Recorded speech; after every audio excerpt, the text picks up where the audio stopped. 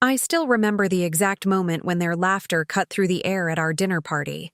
The sound of clinking wine glasses as Victor raised a mocking toast to my cute little hobby. His words dripped with condescension. To Elena's online boutique. May it someday earn enough to buy her a decent handbag. The room erupted in laughter. Everyone except me. I stood there, clutching my serving tray so tightly my knuckles turned white, forcing a smile that never reached my eyes. What they didn't know was that I had just secured my first major investor that morning, funding that would later allow me to acquire the very company where they worked when it came crashing down. Before we jump back in, tell us where you're tuning in from, and if this story touches you, make sure you're subscribed, because tomorrow, I've saved something extra special for you. My name is Elena Mercer, though most people call me Ellie. At 32, I was supposed to be climbing the corporate ladder, according to my husband David's colleagues. Instead, I had walked away from my secure position as marketing director at Meridian Communications to launch Stellar Digital Solutions, a specialized e-commerce platform for sustainable products. In our city of Westlake, where finance and tech giants were considered the only path to success, my business seemed insignificant to David's investment banker friends. I had converted our spare bedroom into a home office, investing our savings into developing a proprietary algorithm that could match consumers with eco-friendly products tailored to their specific values, whether they prioritized carbon footprint, ethical labor, or sustainable materials. David supported me initially, or at least he said he did. He'd kiss my forehead when I came to bed at 2 a.m. after coding. He nodded encouragingly when I explained my business model, but I noticed how his enthusiasm waned as months passed, and his colleagues' comments seeped into our conversations like slow poison. Another idealist who thinks shopping can save the planet, Victor had whispered loudly enough for me to hear at our first dinner party after I launched Stellar. His wife, Natalie, giggled behind her perfectly manicured hand. At least she's not collecting reusable bags in the basement. David had laughed along, then caught my eye across the kitchen counter. His smile faltered, but he didn't defend me. That was the first hairline fracture in what would become a much larger break. Our home in Oakwood Heights was modest compared to our guests' downtown penthouses, but we'd always been proud of it. The sunlit kitchen with its reclaimed wood countertops, the back patio where we hosted summer gatherings, and most importantly, my converted office where the real magic happened. But when David made senior investment manager at Pinnacle Financial Group, suddenly our social circle changed. His new colleagues were wealthier, more aggressive, and relentlessly judgmental of anything that didn't maximize profit in the shortest time possible. The dinner parties became a monthly tradition. David said it was important for networking, for solidifying his position in the company hierarchy. What went unspoken was that these gatherings had become opportunities for his friends to tally their successes and my apparent failure. So, how many, users do you have now, Ellie? Vanessa Reed would ask while inspecting her diamond tennis bracelet, her voice sweet but her eyes calculating. Just over 500 regular customers at the moment, but I'm focusing on user experience rather than rapid scaling, I'd answer, trying to maintain my dignity. That's nice, she'd reply, exchanging glances with Natalie and Sophia. So sustainable. The men were less subtle. Victor, with his chief investment officer title and company car, took particular delight in analyzing my business model over expensive scotch.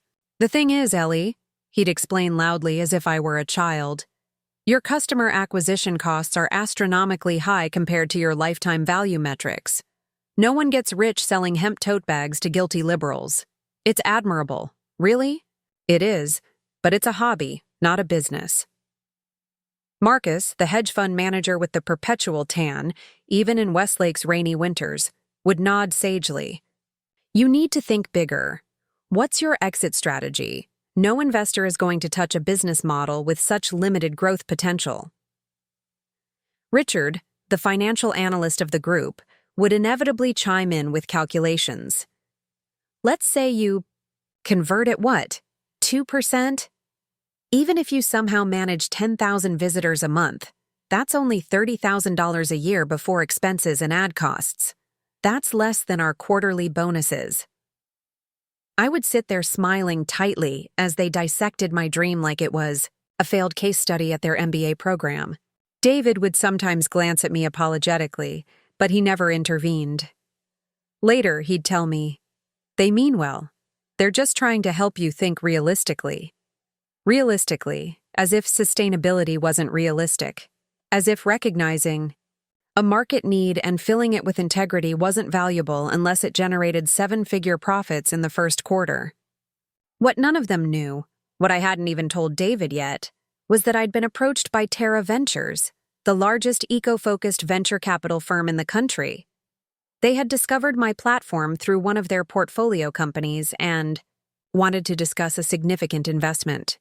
The term sheet sitting in my email inbox would provide $5 million in seed funding at a $10 million valuation. With Terra's network and resources, it would transform Stellar Digital overnight. But I kept it to myself, waiting for the final signatures, waiting perhaps for the right moment to reveal that the hobby they all dismissed might just outpace some of their precious bonuses. Perhaps I was also waiting to see if my husband would ever stand up for me before I shared my success. The night everything changed was supposed to be a celebration of Pinnacle Financial securing a major international client. David had been part of the team that closed the deal, and his contribution had caught the attention of the executive board. The dinner party at our house was his chance to cement his new status. I spent all day preparing. I marinated free-range. Organic chicken, prepared a quinoa salad from scratch, and baked my grandmother's famous chocolate cake. I set the table with our wedding china, rarely used, but perfect for the occasion. I even bought handmade beeswax candles from one of my platform's artisans for the centerpiece. Their soft glow was meant to create an atmosphere of success and celebration. Preparing and narrating this story took us a lot of time, so if you are enjoying it, subscribe to our channel. It means a lot to us. Now back to the story. By 7:00, our dining room was filled with the usual suspects. The men in their designer suits with sleeves rolled up just so. The women in cocktail dresses that cost more than my monthly operating expenses. The air was thick with expensive cologne and the distinct scent of superiority. I was returning from the kitchen with the main course when I overheard Richard in the living room. "David's killing it, but I worry about Ellie." His voice had that particular tone people use when they're enjoying the concern they're expressing. "How long is she going to pursue this eco-warrior fantasy before she realizes she needs a real job?" "I know," Victor replied.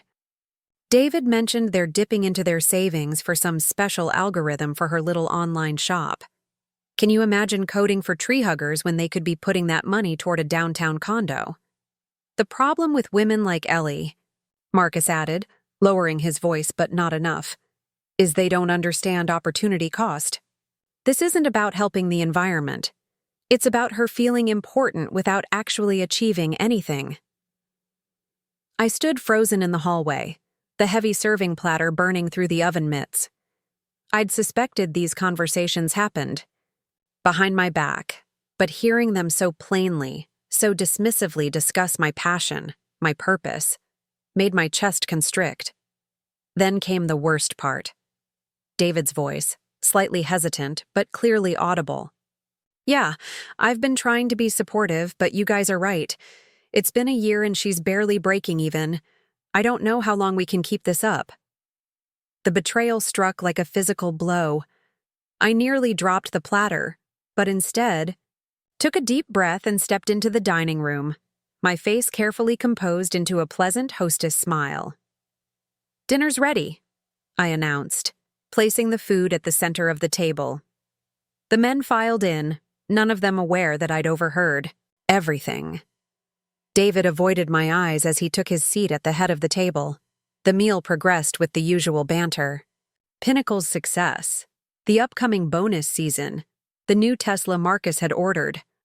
I served and smiled, participated when necessary, but inside I was rebuilding myself brick by brick. It was during dessert that Victor turned his attention to me. "So, Ellie," he said, cutting into the chocolate cake I'd spent hours perfecting. "Any exciting developments in the world of sustainable shopping?" The table went quiet. This was the part where I usually offered some modest update, and they would nod patronizingly before returning to their important conversations. But not tonight. "Actually," I said, setting down my fork, "I received some interesting news this morning." Something in my tone made David look up sharply. "Terra Ventures contacted me about an investment. They want to fund Stellar Digital's expansion and make us their flagship e-commerce platform for their entire sustainability portfolio." The silence that followed was delicious. Victor's fork paused halfway to his mouth. "Terra Ventures, the firm with the $3 billion green fund?" David asked, his voice unnaturally high. I nodded, taking a slow sip of my wine.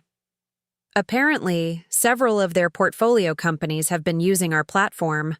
Their managing partner said they've never seen such sophisticated matching algorithms for value-based shopping." That's fantastic," David stammered, looking genuinely shocked. Richard, ever the numbers man, couldn't help himself. "What kind of money are we talking about?" His tone suggested he expected the answer to be underwhelming. "The term sheet guarantees $5 million in seed funding at a $10 million valuation, with the potential for a Series A next year. They're bringing their entire network of sustainable brands onto the platform, which will increase our user base by approximately 400% in the first 6 months alone." I paused, letting the implications sink in. Based on their projections and our current growth rate, we're looking at revenues of $3.8 million in the first year post-investment, with profitability expected by Q3. The expressions around the table were priceless. Vanessa nearly choked on her wine. Natalie's perfectly arched eyebrows disappeared beneath her bangs. Sophia suddenly became very interested in rearranging her napkin. "But that's just the beginning," I continued, warming to my subject. "The funding includes resources for me to build out a complete engineering and marketing team within 3 months. Terra believes we can expand internationally within 18 months. "You're going to have employees?"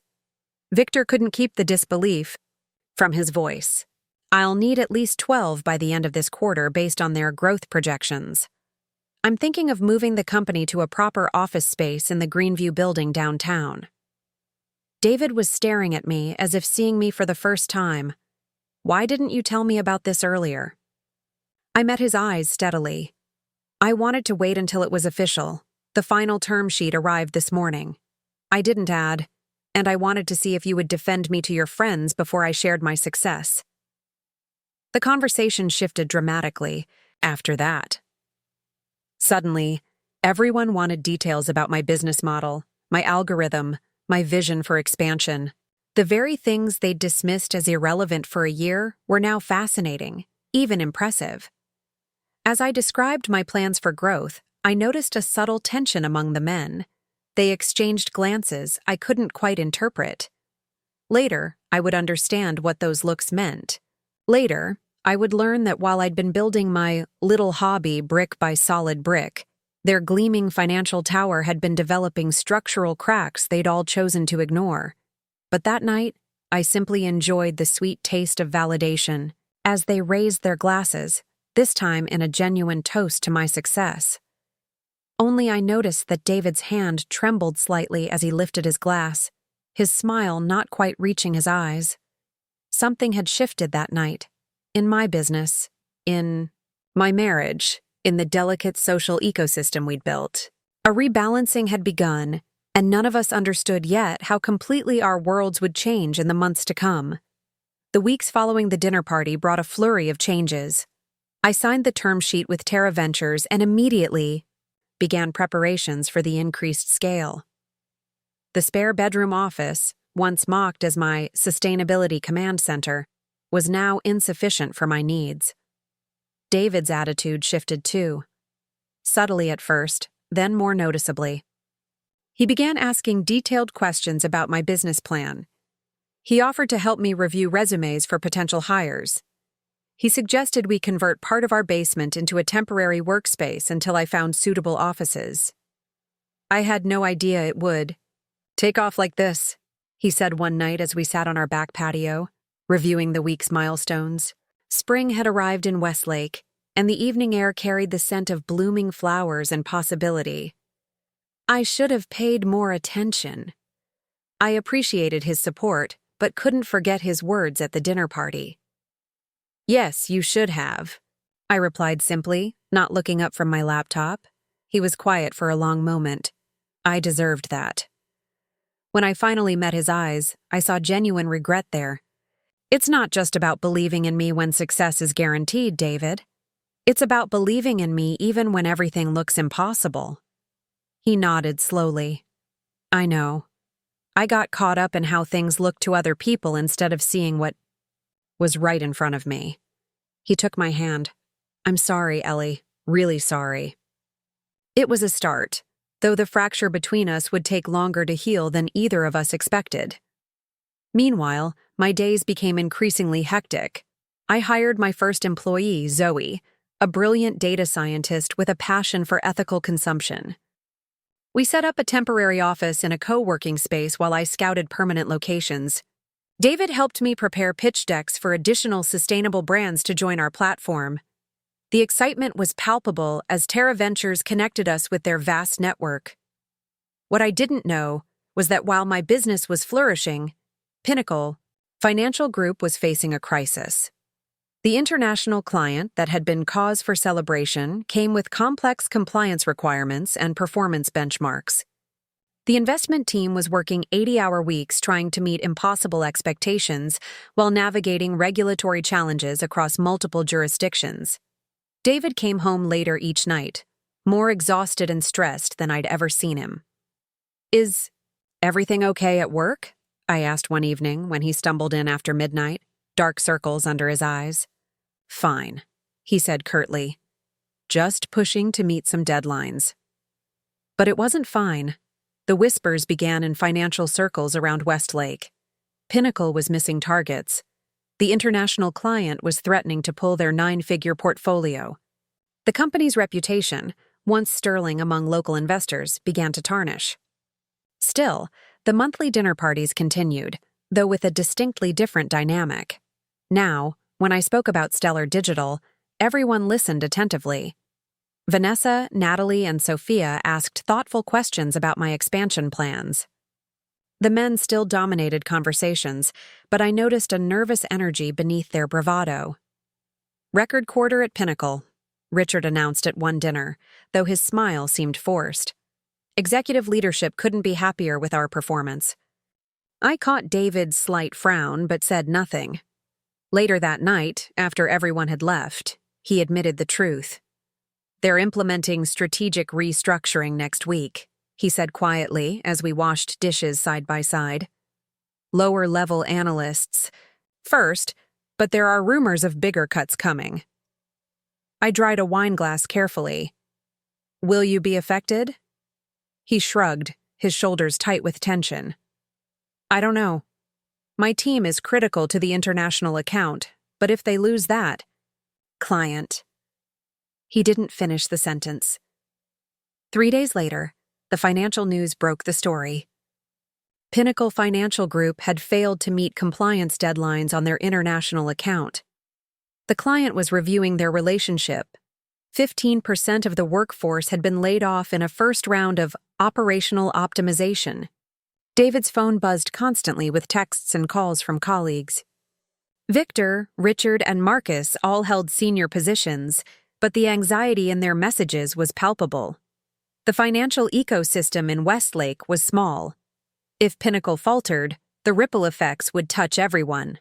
I continued focusing on my growing business, now employing 7 full-time staff and discussing international expansion with Terra Ventures. The irony wasn't lost on me that my little hobby was now one of the most stable businesses in our social circle. but I took no pleasure in the contrast. David's stress was affecting our home life, and I genuinely worried about his future. Then came the Tuesday that changed everything. David called me from work, his voice tight with suppressed emotion. "They've lost the international account," he said without preamble. "The entire investment team is being restructured." "What does that mean for you?" I asked, stepping away from a conference call where my team was discussing our European launch. His laugh was hollow. "It means I've been invited to explore opportunities elsewhere, along with about 50 other people." My stomach dropped.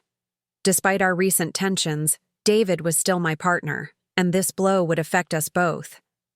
"I'm so sorry. When do you finish?" "Friday is my last day. They're giving 6 weeks of severance." He paused. "Victor, Richard, and Marcus are out too. The entire senior investment team, except for C-suite executives." I thought of their smug faces at countless dinner parties, their dismissive comments about my business model, their certainty in their financial security.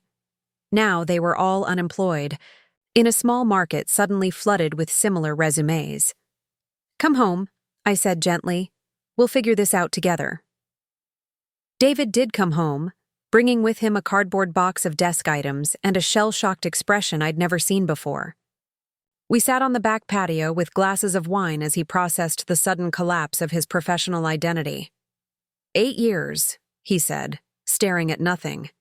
8 years of 80-hour weeks, missed anniversaries, stress-induced insomnia, all for what? A company that can discard you in a 15-minute meeting with HR.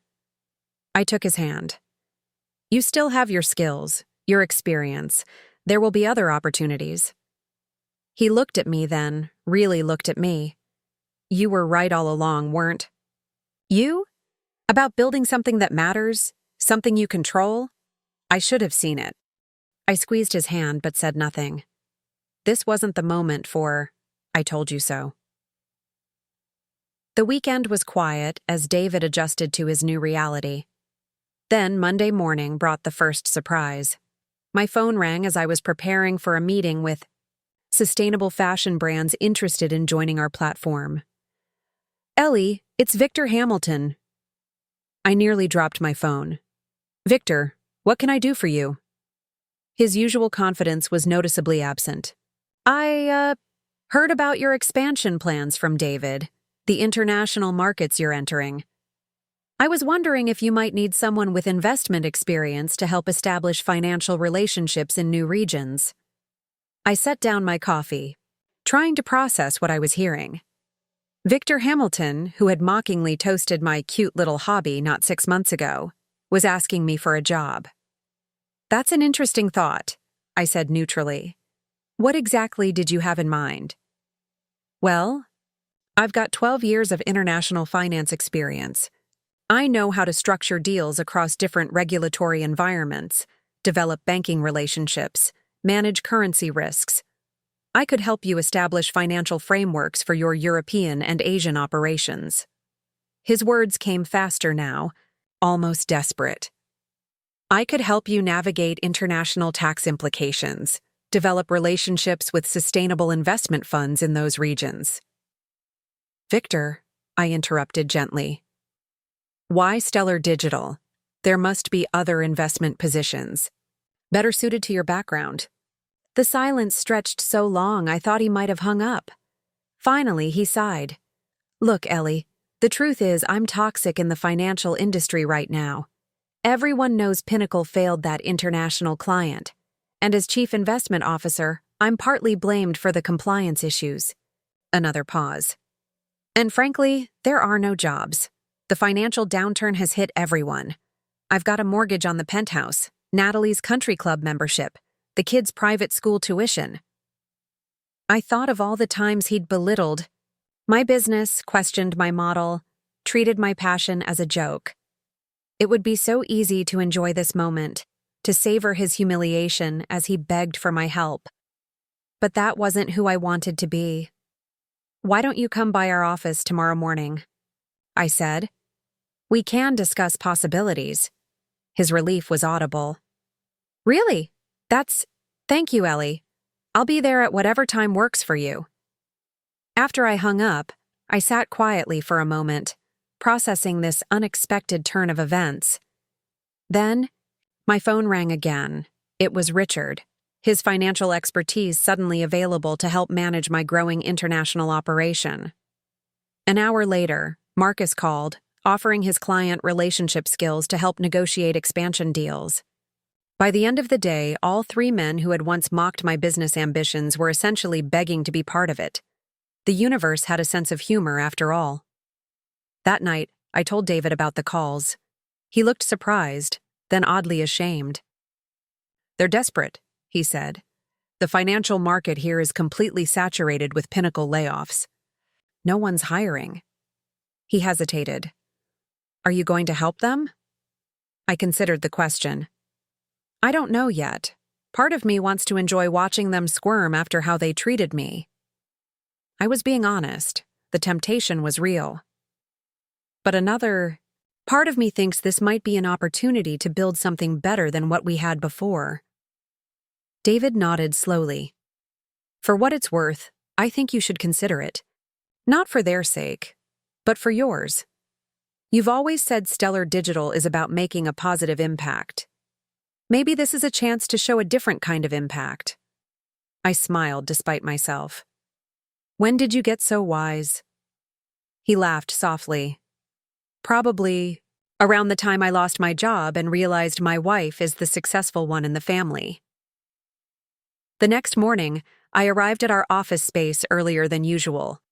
I had decisions to make, not just about potentially hiring people who had once dismissed me, but about the kind of leader I wanted to be.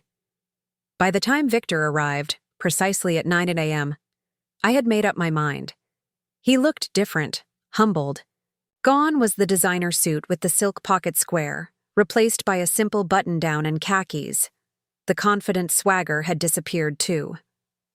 "Thanks for meeting with me," he said, following me into our bright, open workspace filled with plants and reclaimed furniture. "Before we start," I said, turning to face him, "I need to address something. For over a year, you and the others treated my business like a joke. You mocked my goals, dismissed my work, and made me feel small at my own dinner table." He flushed, looking at the floor. "Ellie, I held up a hand. "I'm not finished. I could turn you away right now, and part of me wants to. It would feel justified after everything that was said." Victor nodded, accepting this as his due.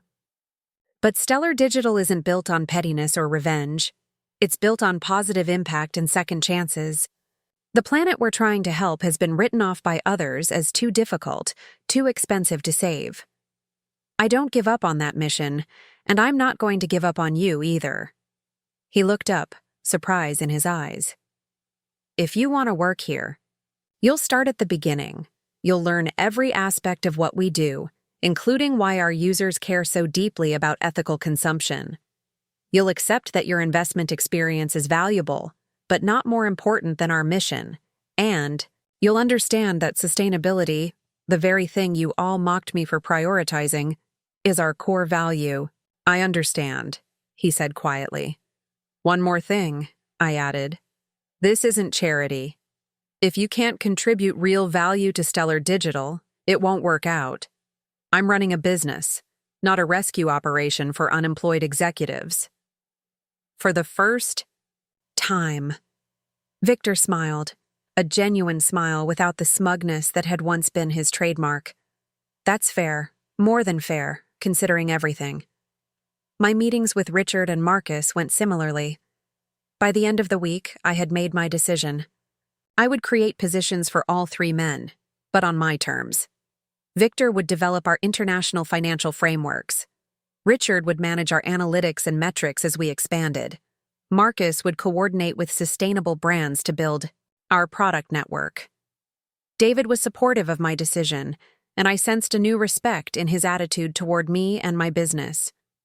He had begun exploring a new path himself, freelance financial consulting with a focus on ethical investment strategies. The layoff, painful as it was, had freed him to consider alternatives he might never have explored otherwise. The transition wasn't seamless.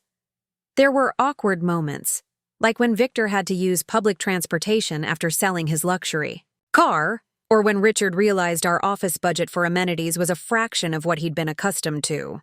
Marcus struggled with the humility required to build relationships with sustainable brands who cared more about environmental impact than slick sales pitches. But something remarkable happened as days turned to weeks. They began to change. Watched as Victor patiently explained sustainable investment principles to a group of ethical fashion brands, speaking with a genuine enthusiasm I'd never heard from him before. I observed Richard meticulously tracking our carbon offset metrics, finding ways to improve our environmental impact without compromising growth. I saw Marcus sitting with a small fair trade cooperative, helping them structure their pricing for our platform without once checking his watch. The dinner parties evolved too. Instead of competitive status updates and thinly veiled bragging, our gatherings became opportunities to share genuine achievements and challenges. Natalie, Sophia, and Vanessa, initially mortified by their husband's downgrade in employment, gradually came to appreciate the more balanced lifestyles that resulted from the career change. 6 months after Pinnacle's collapse, Stellar Digital secured its Series A funding at a $45 million valuation. The Tech Journal ran a feature on our expansion, highlighting our innovative approach to sustainable e-commerce and our unusual executive team, 4 former finance professionals who had found new purpose in an unexpected field. At the celebration, I stood before a small crowd of investors, partners, and team members. David was at my side, proudly documenting everything with his camera. Victor, Richard, and Marcus stood with the rest of our now 30-person team, all wearing the Stellar Digital t-shirts that had replaced their bespoke suits. When I started this journey, I told the gathered crowd, many people told me it wouldn't work. They said sustainable e-commerce wasn't a viable business model. They said ethical consumption couldn't compete with convenience. They said I was dreaming too small. I paused, looking at the faces before me, faces that had once doubted, but now believed. What I've learned is that true success isn't measured by how quickly you can scale or how much you can extract from a market. It's measured by the difference you make in individual lives, whether those lives are consumers making better choices, artisans earning fair wages, or executives discovering purpose beyond profit. It's measured by building something that serves a real need with integrity and care. As I spoke, I caught Victor's eye. He nodded slightly, acknowledging how far we'd all come from that dinner party where he'd mockingly toasted my cute little hobby. Stellar Digital isn't just about connecting consumers with sustainable products. It's about reminding all of us that integrity is never wasted, that expertise can find new applications in unexpected places, and that sometimes the smallest dreams create the most meaningful realities. The applause that followed felt like the closing of one chapter and the opening of another. David squeezed my hand, whispering, "You did it, Ellie. You built something amazing." I smiled, thinking of the journey that had brought us here, the eye rolls, dismissive comments, the betrayals, the vindication, and finally, the reconciliation. "No," I whispered back. "We did it, all of us together." Later that evening, as we shared celebratory champagne in our new office space, Victor approached me with an unusual solemnity. "I need to say something," he began, "and I'm not great at this, but here goes." He took a deep breath. "You could have turned us away when we came to you. After how we treated you, no one would have blamed you. Instead, you gave us a chance to be part of something meaningful." He glanced around at his wife and friends, who were watching intently. "You taught us that success isn't what we thought it was, and speaking just for myself, I've never been happier to be proven wrong." The others nodded in agreement, even Natalie, who had been the slowest to warm to our new reality. I raised my glass. "To second chances," I said simply. and to measuring success not by what we have, but by what we give. As we clinked glasses in the space that had once been dismissed as a hobby, but was now a thriving enterprise, I realized something profound. The greatest victory wasn't proving my critics wrong. It was helping them find a better path forward. One where we succeeded together rather than at each other's expense. Sometimes the most powerful response to mockery isn't revenge, but redemption. Not just for yourself, but for everyone involved. As our business continued to thrive, an unexpected opportunity emerged. One morning, as I was reviewing our quarterly results with Richard, my phone rang. It was Jordan Chen, the managing partner at Terra Ventures. "Ellie, have you seen the news about Pinnacle?" he asked without preamble. I hadn't. Between our European expansion and the development of our mobile app, I'd been too busy to follow financial news. "They're in serious trouble," Jordan continued. "The compliance issues were just the tip of the iceberg. There's a liquidity crisis, and they're looking for buyers, either for the whole company or in pieces." I felt a strange jolt. Pinnacle, the financial giant where my husband and his friends had built their careers, the company whose executives had dismissed my business so thoroughly, was now on the brink of collapse. "I'm telling you this because we see an opportunity," Jordan explained. "Their sustainable investment division is actually quite valuable. Good client list, strong returns, minimal involvement in the compliance issues. We're considering acquiring it to complement our portfolio, and given your platform's success with ethical consumers, we wondered if you'd be interested in a partnership." The idea was immediately intriguing. Pinnacle's sustainable investment division, though small compared to their main operations, had pioneered some innovative approaches to ESG investing.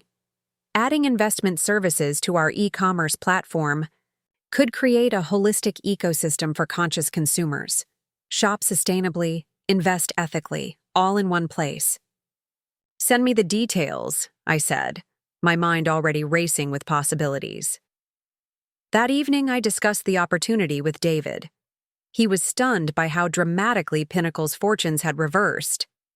Their sustainable division was always the stepchild, he explained as we reviewed the financials Jordan had sent. Never given proper resources because the returns weren't as flashy as the high-risk investments. But they built something solid there, with loyal clients who stuck with them even through the recent troubles. "What do you think?" I asked. "Is it worth pursuing?" He looked at me thoughtfully. "From a business perspective, absolutely. It's undervalued because of Pinnacle's overall situation, but it's also—" He hesitated. "Poetic justice?" I suggested. With a small smile, he laughed. "I was going to say full circle, but yes, there's something fitting about it." The next day, I called an emergency leadership meeting. Victor, Richard, and Marcus had all become valuable members of our executive team, each bringing their financial expertise to our mission in ways I wouldn't have imagined possible a year earlier. Terra Ventures is considering acquiring Pinnacle's sustainable investment division, I explained, and they want us to partner with them. If we move forward, we'd create a joint venture. Sustainable e-commerce platform meets ethical investment services. The three former Pinnacle executives exchanged glances. "That division was always undervalued," Richard said slowly. "Jenkins ran it with integrity, even when the rest of the company was cutting corners." Marcus nodded. "Their client retention rates were the highest in the company, even if their total assets under management were smaller. The compliance issues that sank Pinnacle originated in the high-risk trading desk," Victor added. The sustainable division was kept separate operationally and culturally. I watched them carefully, noticing how they discussed their former employer with analytical distance rather than emotional attachment. The transformation in their perspective was remarkable, from defenders of Pinnacle's aggressive culture to objective assessors of its strengths and weaknesses. "Here's what I'm thinking," I said. "Rather than just partnering with Terra on this acquisition, what if we lead it? Terra provides the capital, but Stellar Digital becomes the majority owner of this new division. The room went silent. You want to buy part of Pinnacle? Victor asked, disbelief in his voice. I want us to buy part of Pinnacle, I corrected. The part that aligns with our values and could create something genuinely innovative for conscious consumers. The same company that dismissed your business model as insignificant, Richard said slowly, the irony not lost on any of us. The same company that let all of you go without a second thought, I added. Yes, that one. For the next 2 weeks, we worked intensely with Terra Ventures to structure the deal. The more we examined Pinnacle's sustainable investment division, the more convinced we became of its value. Their client base consisted of high-net-worth individuals committed to social and environmental impact. Their portfolio companies were leaders in renewable energy, sustainable agriculture, and social enterprise. Their investment philosophy aligned perfectly with our platform's mission. When news broke that Stellar Digital, in partnership with Terra Ventures, had acquired Pinnacle's sustainable investment division for $28 million, the business press called it the ultimate role reversal. The e-commerce platform, once dismissed as a hobby, had purchased a piece of the financial giant that had mocked it. But what happened next surprised even me. 3 days after the announcement, I received an email from Pinnacle's CEO, William Barrett, requesting a meeting. Barrett had been the embodiment of old-school finance, profit above all else, growth at any cost, environmental concerns as mere PR opportunities. He had never deigned to speak to me at company events, even after my marriage to David. Curious, I agreed to meet him at our offices rather than his. If he wanted something from me, he would come to my territory. He arrived, looking considerably less polished than the last time I'd seen him at a Pinnacle holiday party. The stress of the company's downfall had taken its toll. His suit slightly rumpled, dark circles under his eyes, the commanding presence diminished. Thank you for seeing me, Mrs. Mercer, he began formally as we sat in my office, surrounded by living plant walls and natural light, a stark contrast to Pinnacle's gleaming glass and steel aesthetic. Ms. Mercer is fine, I corrected him, or Ellie, since we've met socially many times, though you might not remember. He had the grace to look embarrassed. Of course, Ellie, I appreciate your time. What can I do for you, William? I asked, deliberately using his first name to level the playing field. He cleared his throat. I'll be direct. As you know, Pinnacle is in a difficult position. The loss of the international account was just the beginning. We're facing a complete restructuring, possibly a sale of our remaining divisions. I nodded, waiting for him to continue. The success of your acquisition of our sustainable division has caught the attention of our board. They were impressed by how quickly you integrated the team and reassured the clients. Several of our other divisions have expressed interest in a similar arrangement. I couldn't quite believe what I was hearing. Are you suggesting we buy more pieces of Pinnacle? I'm suggesting, he said carefully, that we discuss a more comprehensive solution. Our private wealth management division and our advisory services could complement your platform's offerings, creating a full-spectrum financial and e-commerce ecosystem for conscious consumers. The proposition was stunning. William Barrett, who epitomized the finance-first mentality that had dismissed my business, was now proposing I acquire significant portions of his failing empire. Why come to me? I asked directly. There must be larger financial institutions interested in these divisions. He looked uncomfortable, but answered honestly. There are. But they want to dismantle everything, fire most of the staff, and absorb only the client lists. Your approach to the sustainable division was different. You kept the team intact, honored their culture, integrated their services thoughtfully with your platform. Our remaining employees have noticed the difference. The irony was almost too perfect.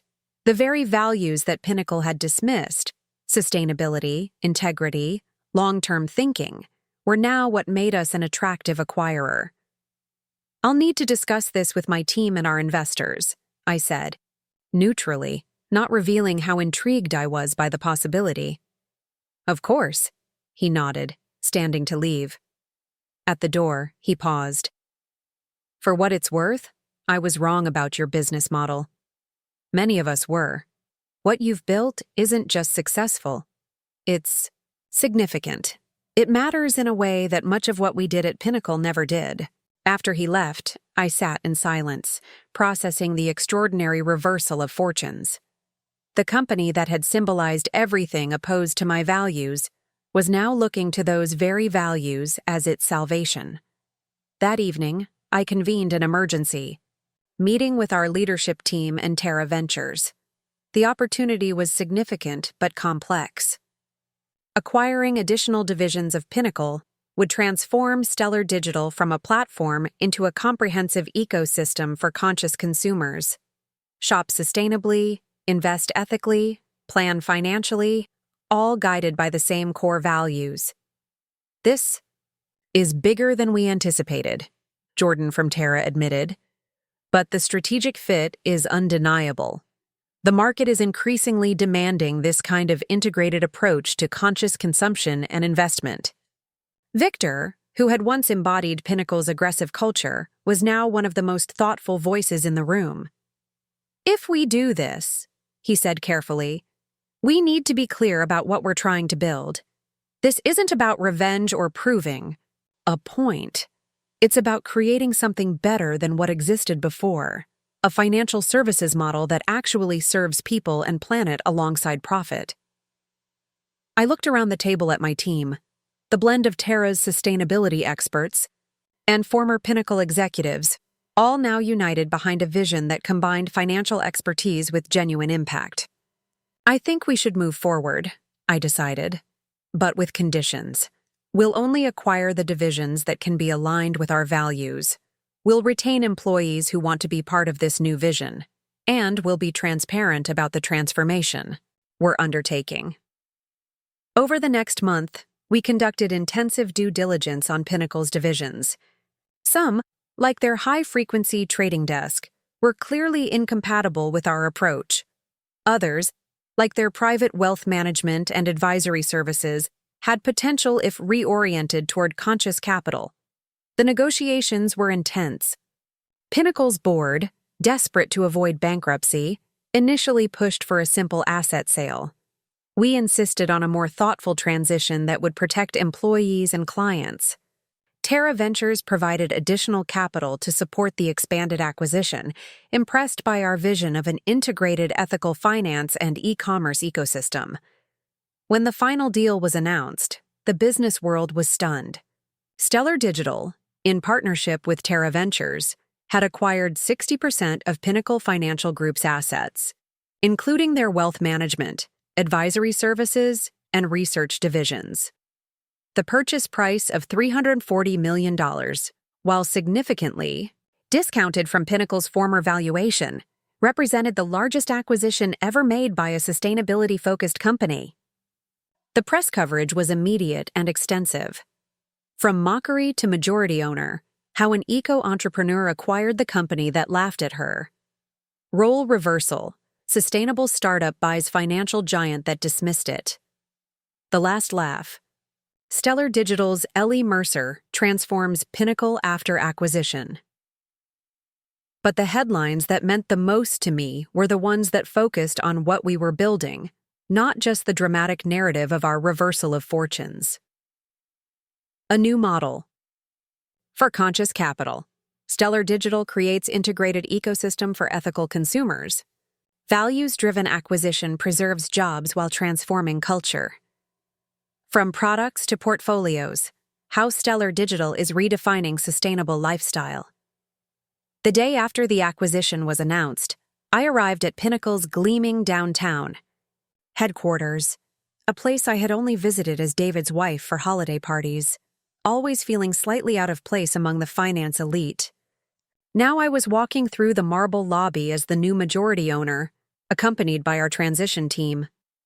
The tension was palpable as we rode the elevator to the executive floor. Employees whispered as we passed, their expressions a mix of anxiety, curiosity, and in some cases, unmistakable resentment. I couldn't blame them. Their world had been turned upside down, and I represented the catalyst for that change. William Barrett met us in the boardroom, the same room where major financial decisions had been made for decades, where my business had likely been dismissed as insignificant during presentations about market trends. The irony wasn't lost on me as I took a seat at the head of the table, a position Barrett had occupied for 15 years. "Welcome to Pinnacle," he said, his attempt at graciousness undermined by the strain in his voice. "The leadership team is ready to assist with the transition however needed." I surveyed the room, nervous executives in expensive suits, their identities so wrapped up in Pinnacle's traditional finance culture that our sustainability-focused acquisition must have felt like an alien invasion. "Thank you, William," said, keeping my voice calm and measured. "Before we discuss logistics, I want to address something important. I know there are rumors flying about mass layoffs, complete culture overhauls, and radical changes to how you operate. I want to clarify our intentions." The executives leaned forward slightly, their futures hanging on my words.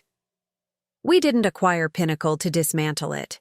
We acquired it because we saw value here, expertise, relationships, systems that could be aligned with a more sustainable and ethical approach to finance. Our goal isn't to destroy what you've built, but to transform it into something that serves both profit and purpose." I could see skepticism on many faces. These were people who had spent careers in traditional finance, where environmental and social considerations were afterthoughts at best, PR exercises at worst. "I understand your doubts," I acknowledged. 6 months ago, I might have had the same reaction.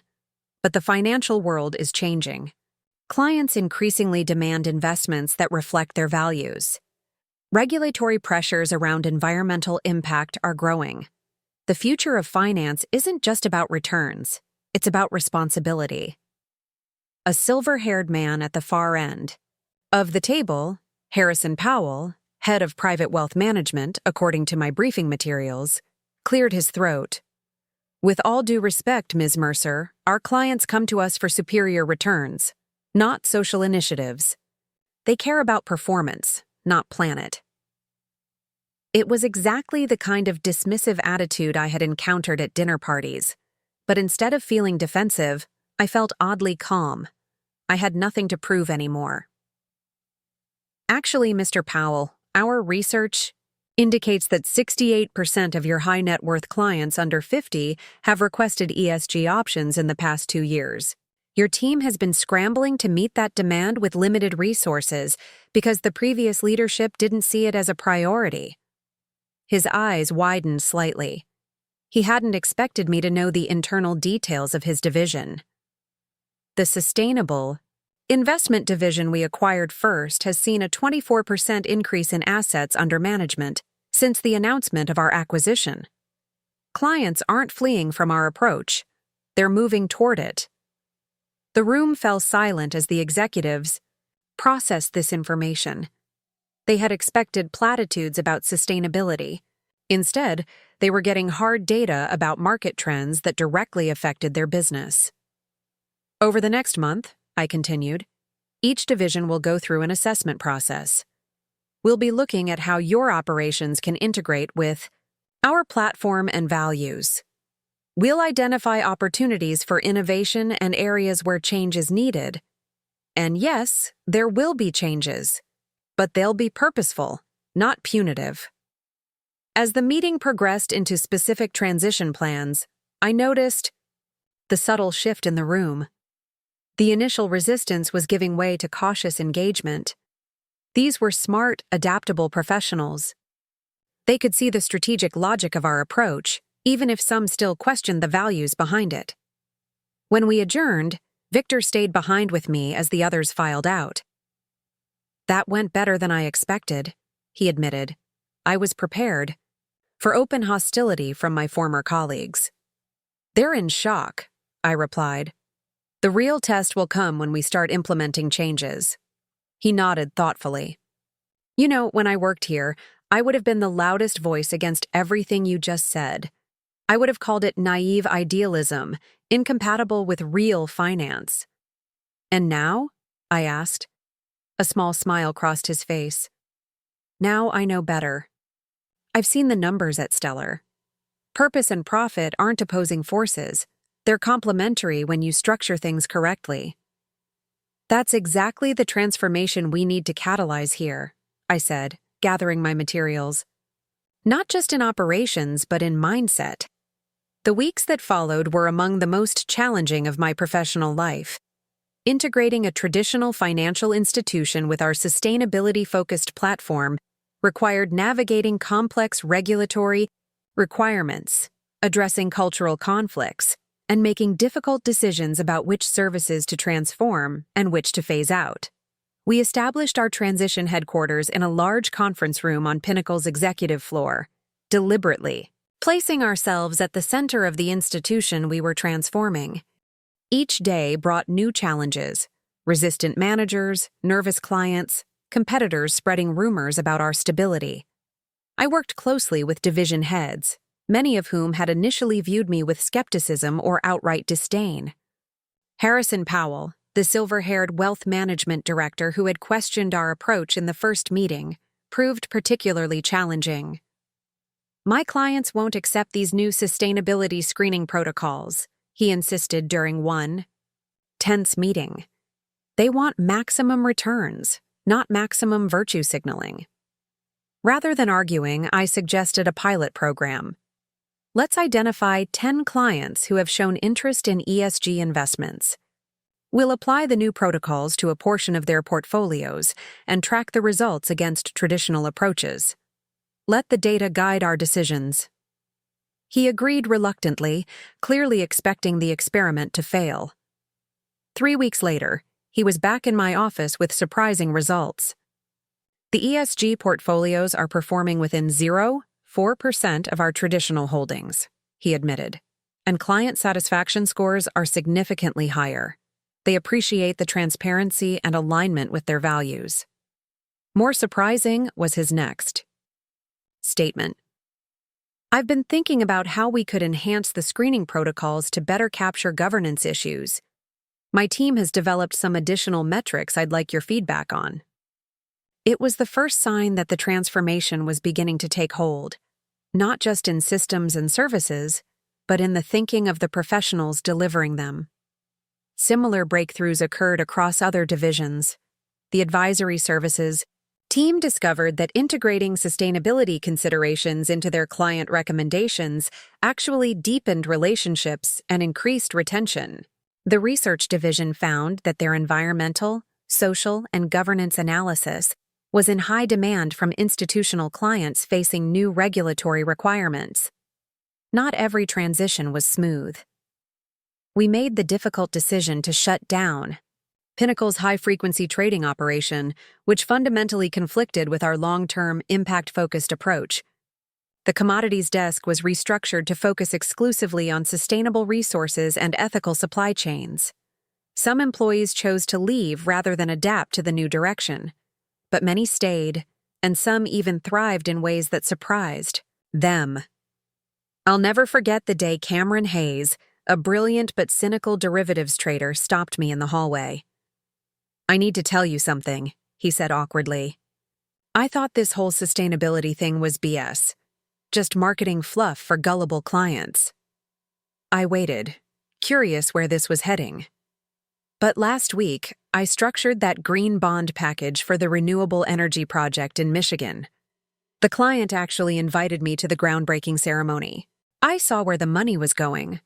Solar panels being installed in low-income communities, job training programs for coal miners transitioning to clean energy work.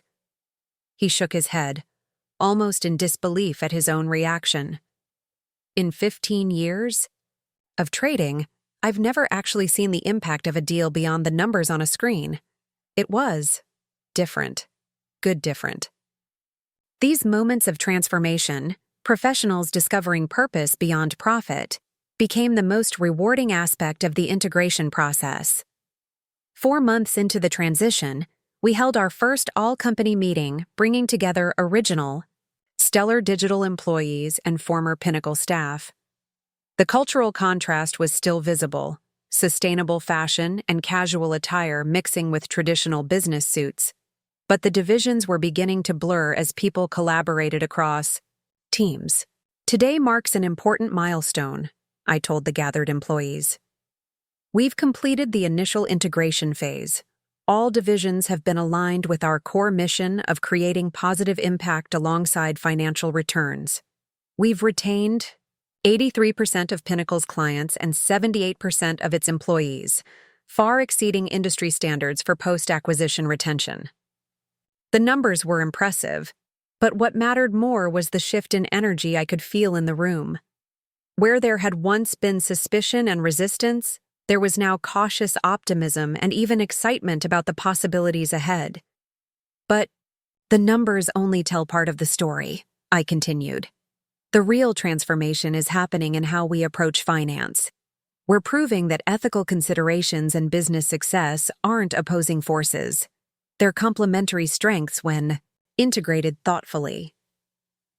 I invited several employees to share their experiences of the transition. A former Pinnacle analyst described how meaningful it felt to help clients align their investments with their values. A stellar digital programmer explained how access to sophisticated financial data had enhanced our platform's impact measurements. Victor shared his personal journey from skeptic to advocate for purposeful finance. As the meeting concluded, I felt a sense of quiet pride. We hadn't just acquired a company. We were catalyzing a transformation in how business could operate, demonstrating that purpose and profit could coexist and even reinforce each other. The press continued to focus on the dramatic narrative of our reversal of fortunes, the sustainable startup acquiring the financial giant that had dismissed it. But internally, we were focused on building something more significant than a redemption story. We were creating a new model for how finance could serve both people and planet alongside shareholders. 6 months after the acquisition, we officially rebranded the combined entity as Stellar Impact Group.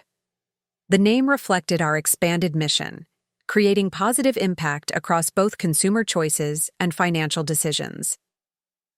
The rebrand launch event was held at a renovated industrial space downtown, transformed with living walls, sustainable materials, and energy-efficient systems. Clients, employees, investors, and media filled the room, curious about this new hybrid organization that was challenging traditional boundaries between finance and sustainability. As I prepared to address the gathering, I spotted familiar faces in the crowd. Natalie, Sophia, and Vanessa, once the skeptical wives of finance executives, now supportive partners in their husbands' transformed careers.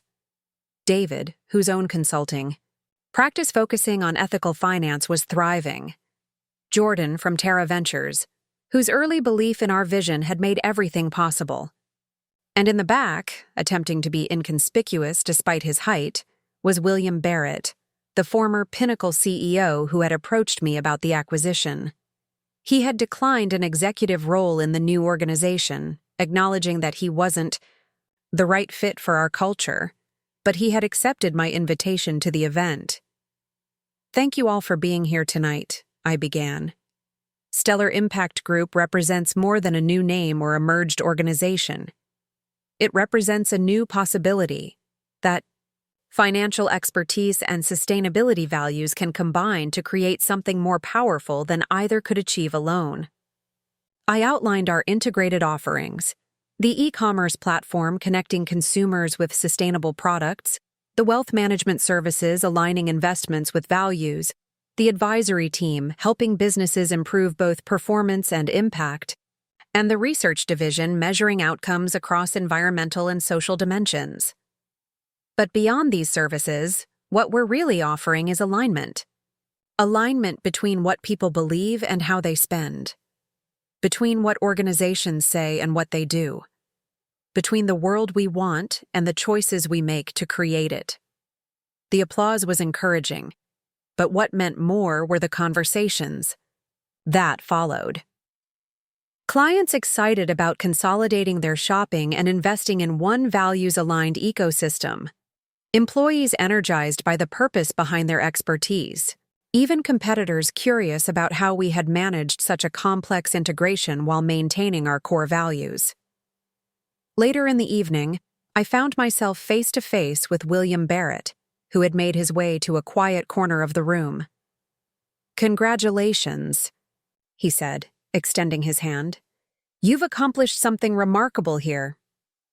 "Thank you," I replied, though it's really the work of hundreds of people coming together around a shared vision. He nodded, looking thoughtful. "You know, I spent 30 years in finance believing that maximizing shareholder value was the only valid measure of success.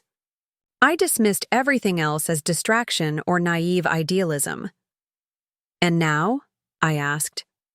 "Now I'm watching my former company thrive under a completely different philosophy, one I would have rejected outright."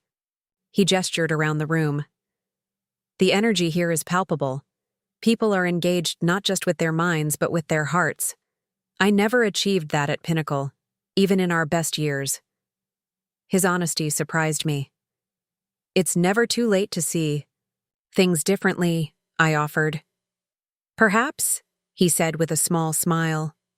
"I've been thinking about that. I'm considering teaching at the business school, sharing both what I got right and what I got wrong. The next generation deserves a more nuanced understanding of business than I had." As he moved away to speak with former colleagues, I reflected on how profoundly perspectives had shifted. The man who had embodied traditional finance was now questioning its fundamental assumptions. The executives who had mocked my hobby were now helping build it into something revolutionary. The spouses who had judged my choices were now supporting similar transformations in their own lives. Victor found me a few minutes later, champagne in hand.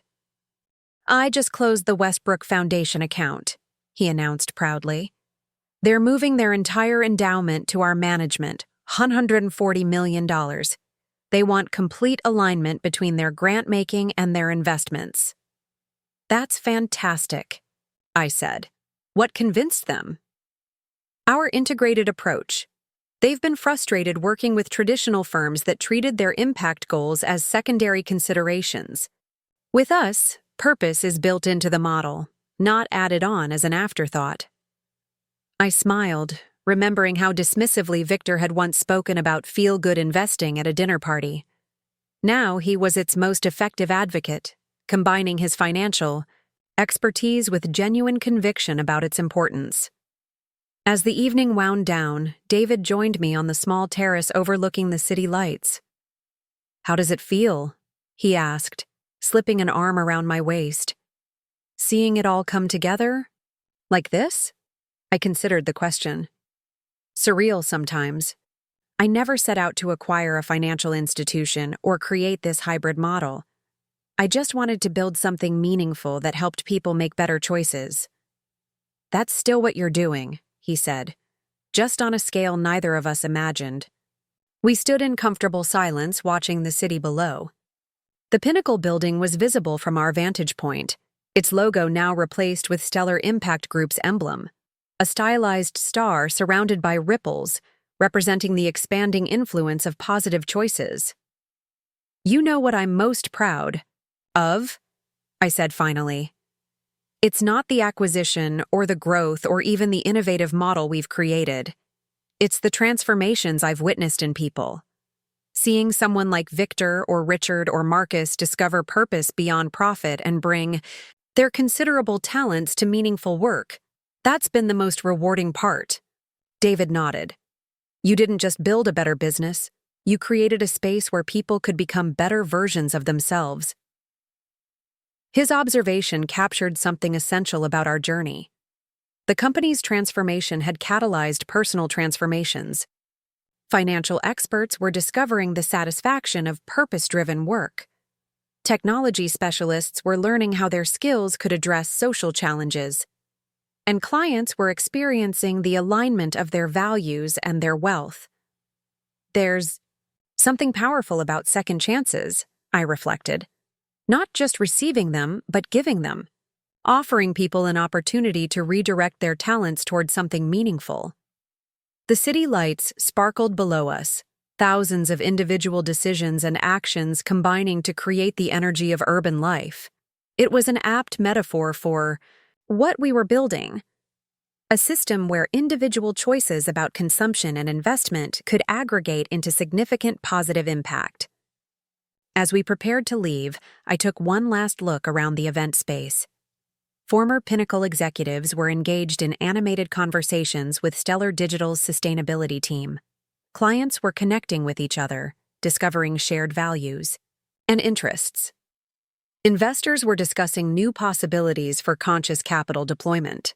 The boundaries that had once seemed so rigid between finance and sustainability, between profit and purpose, between corporate success and personal fulfillment, were dissolving, revealing new possibilities for integration and alignment. This wasn't just about a business acquisition or a reversal of fortunes. It was about something more fundamental, the opportunity to reimagine what success could mean, not just for a company, but for the people who comprised it and the world it served. As David and I walked out into the cool evening air, I felt a deep sense of gratitude for the journey that had brought us here. Even the painful parts, the dismissal and doubt, the mockery that had once stung so sharply. Those challenges had been necessary catalysts, pushing me to clarify my vision and strengthen my resolve. "Ready for what's next?" David asked as we waited for our car.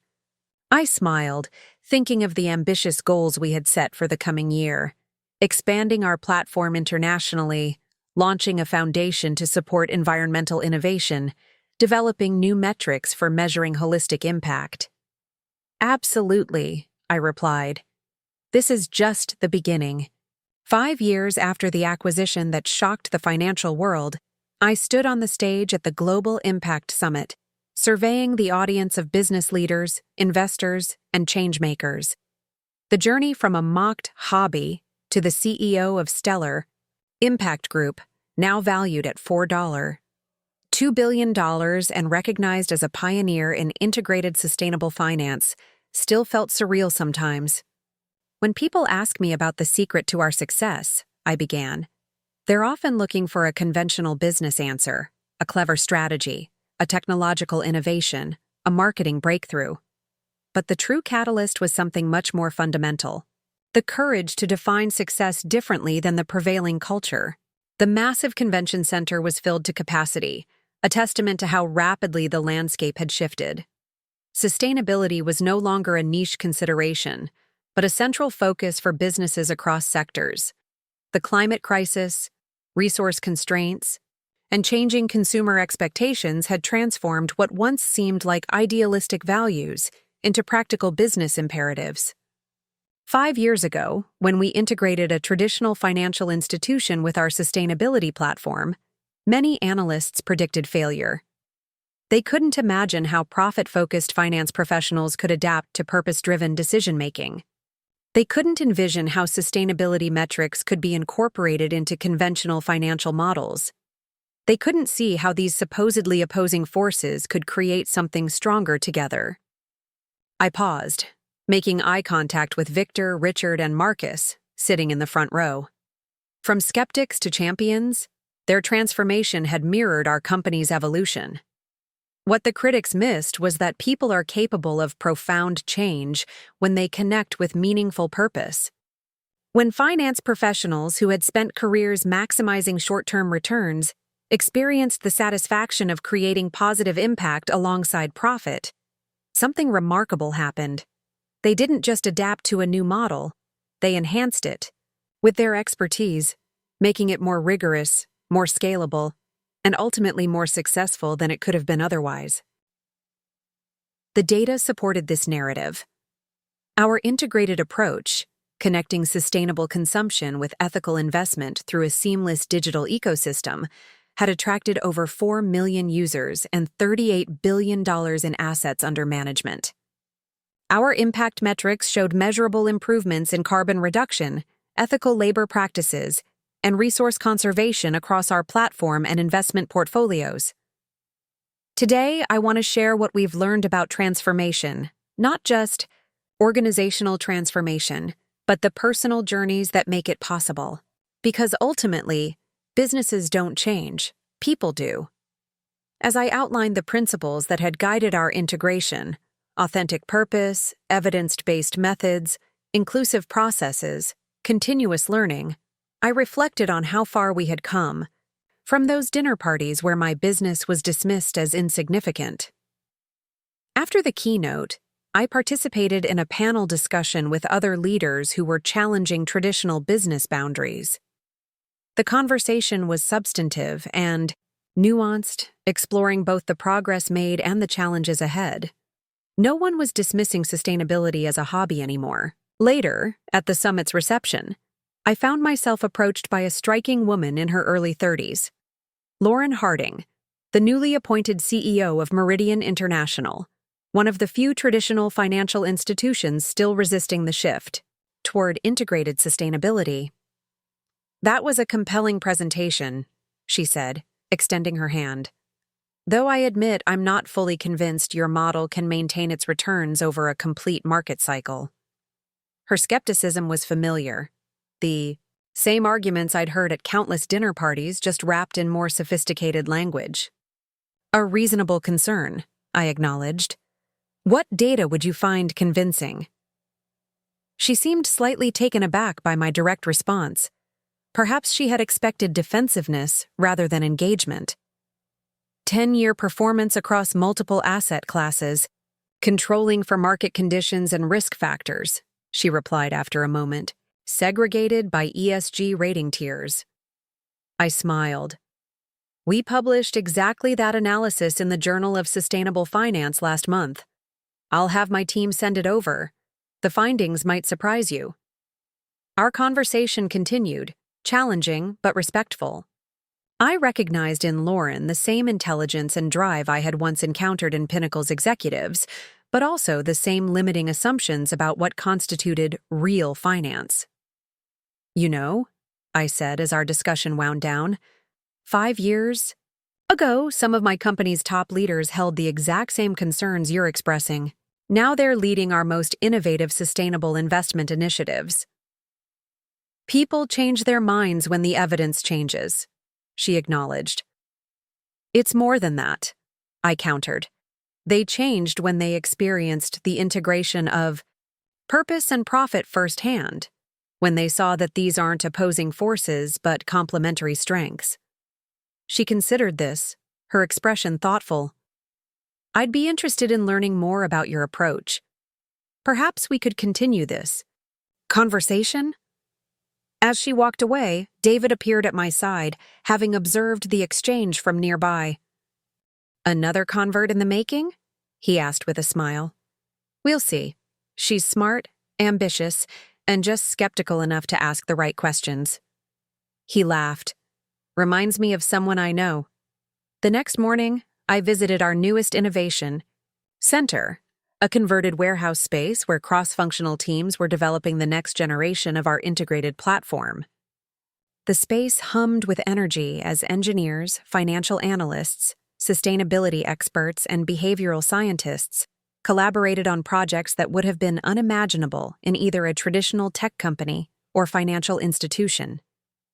Richard greeted me at the entrance, his former financial analyst's precision now directed toward measuring impact alongside returns. "You're just in time for the prototype demo of the community impact feature." He led me to a workspace where a diverse team was gathered around large screens. The new feature would allow users to visualize the collective impact of their sustainable purchases and investments in their local communities. Jobs created, emissions reduced, resources conserved, creating a feedback loop that reinforced positive choices. "The behavioral data is fascinating," explained Zoe, our original data scientist who now led a team of 20. "When users can see their individual actions aggregating with others in their community, their engagement increases by 64% and their sustainable choices by 37%. As the team walked me through the prototype, I was struck by how seamlessly it integrated financial sophistication with sustainability expertise and technological innovation. The very combination skeptics had once claimed was impossible. Later, that day, I met with our leadership council, the expanded executive team that guided Stellar Impact Group's strategic direction. The faces around the table reflected our unique journey. Former Pinnacle executives now fully committed to our integrated approach, original Stellar digital team members who had scaled with the company, and new leaders recruited for specialized expertise. The institutional investor migration is accelerating, reported Marcus, who now led our client relationships team. We've secured 7 new pension funds this quarter, all transitioning from traditional managers specifically because of our integrated approach. Victor, overseeing our international expansion, added, "The European regulatory changes are creating significant opportunities. Our platform's ability to track and verify sustainability metrics gives us a substantial advantage over competitors trying to retrofit their systems." What struck me most was how these former finance professionals now spoke about sustainability, not as a constraint or compliance requirement, but as a core driver of value creation. Their transformation had gone beyond adaptation to genuine conviction. After reviewing quarterly results and strategic initiatives, I raised a new agenda item that had been taking shape in my mind for months. "I'd like to discuss the Stellar Impact Institute," I began. "We've talked about creating a research and education foundation that could accelerate the transition to sustainable finance more broadly. I think it's time to move forward." The concept generated immediate enthusiasm. The proposed institute would conduct rigorous research on integrated finance models, develop open-source sustainability metrics, provide education for finance professionals, transitioning to impact-focused roles, and support policy development to enable systemic change. "This could be transformative for the entire industry," Victor observed. "Many of my former colleagues want to incorporate sustainability into their work, but lack the frameworks and tools to do it effectively." By the end of the meeting, we had outlined the institute's structure and committed initial funding of $25 million. The institute would operate independently, but benefit from our practical experience integrating purpose and profit. That evening, we hosted a dinner at our home for a small group of colleagues and friends who had been part of our journey from the beginning. The setting was deliberately intimate, a stark contrast to those early status-conscious dinner parties where my business had been mocked. David and I had moved from our modest house in Oakwood Heights to a sustainable modern home built with reclaimed materials and powered entirely by renewable energy. The space reflected our values: comfortable, rather than ostentatious, designed for gathering rather than impressing. Around our reclaimed wood dining table sat people who had experienced their own transformations alongside our company's evolution. Victor and Natalie, whose priorities had shifted from status symbols to meaningful impact. Richard and Sophia, who had discovered that financial expertise could serve purpose beyond profit. Marcus and Vanessa, who had traded competitive consumption for collaborative creation. As we shared a meal prepared with locally sourced ingredients, the conversation flowed naturally between personal updates and reflections on our collective journey. "Do you remember those dinner parties at our old house?" Natalie asked with a self-deprecating laugh. "How we used to compete over vacation destinations and designer labels. And how we dismissed Ellie's little hobby because it wasn't focused on maximizing profit?" Victor added, shaking his head at the memory. "To be fair," I said, "none of us could have predicted where that hobby would lead." "I think that's the point," David observed. "We were all measuring success by such limited metrics: quarterly returns, status symbols, positional advantage. We couldn't see the potential in anything that didn't fit those narrow parameters." Marcus nodded thoughtfully. "What's remarkable isn't just that Stellar succeeded despite prioritizing sustainability. It's that it succeeded because of that priority." The purpose-driven approach attracted better talent, created stronger client relationships, and identified market opportunities we would have missed with a traditional profit-first mindset. "The most valuable transformation wasn't in the business model," Richard added. "It was in us, in how we understand value creation and measure success. As I looked around at these faces, once defined by corporate titles and material acquisitions, now animated by purpose and contribution, I felt profound gratitude for the journey we had shared. The transformation hadn't been easy for any of us. It had required questioning deeply held assumptions, abandoning status and security, and embracing uncertainty. But the result was a richness of experience that none of us would trade for our former lives. Later, as the evening wound down and our guests prepared to leave, Victor pulled me aside. "I've been meaning to tell you something," he said. "My daughter is entering business school next fall, and during her application interview, they asked about her career aspirations. She told them she wants to build companies that create positive impact like Stellar does." His voice carried unmistakable pride. "The values we've embraced here aren't just changing our generation, they're shaping the next one." His observation stayed with me long after our guests had departed. The impact of our work extended beyond metrics and market share to influence how future leaders would define success and purpose. The next morning, I received an unexpected email. Lauren Harding, the skeptical CEO from the summit, was requesting a meeting to discuss potential collaboration between Meridian International and Stellar Impact Group. Her message referenced the research I'd sent and indicated openness to exploring our integrated approach. As I prepared for a board meeting later that day, I reflected on these continuing ripples of transformation. From individual mindsets to organizational cultures to industry standards. What had begun as a personal commitment to align my work with my values had catalyzed changes far beyond anything I could have imagined. The board meeting brought together our diverse governance team, Terra Ventures partners, former Pinnacle directors who had embraced our vision, sustainability experts, and representatives from our larger client organizations. The agenda included standard quarterly reviews but focused primarily on our 5-year strategic plan for expanding the integrated model globally. "The data is compelling," our Chief Impact Officer reported. "Markets with more advanced sustainability, regulations are showing 42% faster adoption of our platform. As these regulatory frameworks expand globally, we're positioned for significant growth." The financial projections were impressive, but equally important were the impact metrics, measurable improvements in environmental and social outcomes across our ecosystem.